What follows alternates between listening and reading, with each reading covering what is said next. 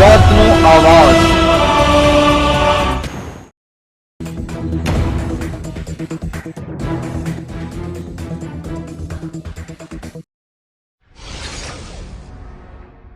રાજકોટ જિલ્લાના ધોરાજીમાં અકસ્માતમાં બે મહિલા, એક યુવતી અને એક પુરુષનું મોત। માંડાસરથી ધોરાજી તરફ પોતાની કાર લઈને આવતા હોય ત્યારે કોઈ કારણસર કાર ભાદર ડેમમાં પડી જતા અકસ્માતથી 4 વ્યક્તિના મોત થયા છે। 4 વ્યક્તિ ધોરાજીના જીતપુર રોડ પર ધોરાજીના રહેવાસી હોવાની માહિતી પ્રાપ્ત થઈ।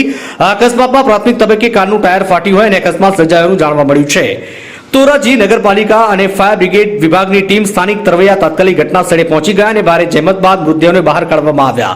મૃતદેહોને ધોરાજી સરકારી હોસ્પિટલમાં ખસેડ્યા। અકસ્માતને લઈને ધોરાજી સરકારી હોસ્પિટલમાં મૃતકના પરિવાર તથા ભાજપના અગ્રણીઓ તથા તુલસી ચેરિટેબલ ટ્રસ્ટના હોદ્દેદારોએ હોસ્પિટલ પહોંચ્યા હતા અને ધોરાજી સરકારી હોસ્પિટલમાં લોકોના ટોળા ઉમટી પડ્યા હતા। મૃતકોના નામ સંગીતાબેન કોયાણી 55 વર્ષ, લીલાવતીબેન ઠુમ્મર 52 વર્ષ, દિનેશભાઈ ઠુમ્મર 55 વર્ષ, હાર્દિકાબેન ઠુમ્મર 22 વર્ષ। આ ઘટનાની જાણ થતા ભાજપ અગ્રણીઓ હરિકિશનભાઈ માવાણી, જયસુખભાઈ ઠેસિયા, વિમલભાઈ કોયાણી, ભૂપતભાઈ કોયાણી, હિતેશભાઈ કોયાણી, મહેશભાઈ બાલદા, નીરવ પટેલ, રાજુભાઈ બાલદા તથા તુલસી ચેરિટેબલ ટ્રસ્ટના હોદ્દેદારો, સભ્યો અને ધોરાજીના પૂર્વ ધારાસભ્ય લલિતભાઈ વસોયા, મહેન્દ્રભાઈ પાડલિયા, ધારાસભ્ય, પોલીસ અધિકારીઓ ધોરાજી હોસ્પિટલ દોડી આવ્યા હતા। ધોરાજીથી અલ્પેશ ત્રિવેદીનો રિપોર્ટ।